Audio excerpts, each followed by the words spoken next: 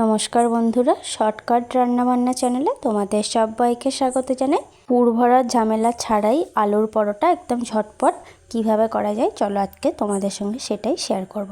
তার জন্য ফার্স্ট নিয়েছি দুটো আলু, একটু সেদ্ধ করে নিয়েছি, একটা গোটা পেঁয়াজকে কুচি কুচি করে নিয়েছি, আদা পেস্ট করেছি, একটা কাঁচা লঙ্কা ছোট ছোট করে কুচো করেছি, আর একটা গাজরকে একটু গ্রেট করে ঘষে নিয়েছি। এবার চলো যে আলুটা আমি সেদ্ধ করে নিয়েছিলাম সেই আলুটাকে এইভাবে ঘষে নিতে হবে। তোমরা চাইলে হাত দিয়েও মেখে নিতে পারো। তো এইভাবে ঘষে নিলে কি হয়, আলুগুলো বেশ ভালো মতো মেল্ট হয়ে যায়।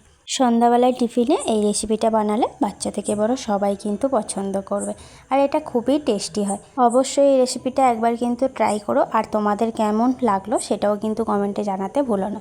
এদিকে আলুগুলো আমার সব ঘষে নেওয়া হয়ে গেছে। তো যদি ভেতরে একটু শক্ত থাকে তাই আমি হাত দিয়ে আর একটু চেপেও নিলাম। এবার এর মধ্যে দিলাম পেঁয়াজ কুচি, আদা বাটা, আর কাঁচা লঙ্কাগুলো যে কুচিয়ে রেখেছিলাম সেগুলোও দিয়ে দিলাম।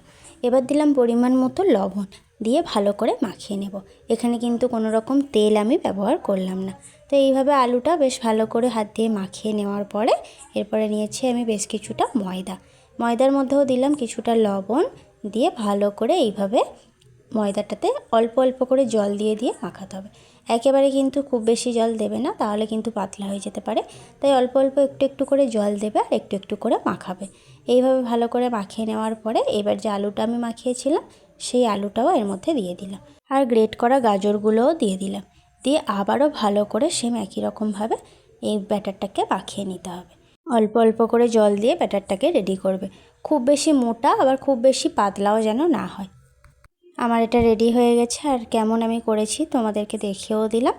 এবার একটা চাটুর মধ্যে অল্প সামান্য একটু তেল দিয়ে এভাবে এক হাতা করে নিয়ে আর হাতার পেছনটা দিয়ে এভাবে ঘুরিয়ে ঘুরিয়ে দিলাম। এবারে চলো একদম গ্যাসের ফ্লেমটা কিন্তু লোতে রাখতে হবে। এইভাবে কিন্তু ভাজতে হবে যেন পুড়ে না যায়। একটু বেশি গ্যাস কিন্তু বাড়িয়ে দিলে পুড়ে যাবে।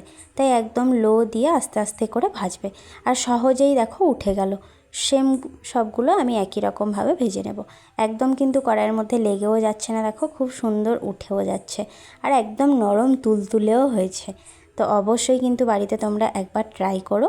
তো আমি এইভাবে তোমাদেরকে দুটো দেখিয়ে দিলাম, আর এইভাবে সবগুলোকে আমি ভেজেও নিয়েছি।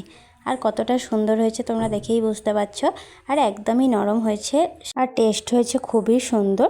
আজ তবে আসি, দেখা হচ্ছে নতুন একটা রেসিপি নিয়ে। আজকেকার মতো এই পর্যন্ত, বাই বাই।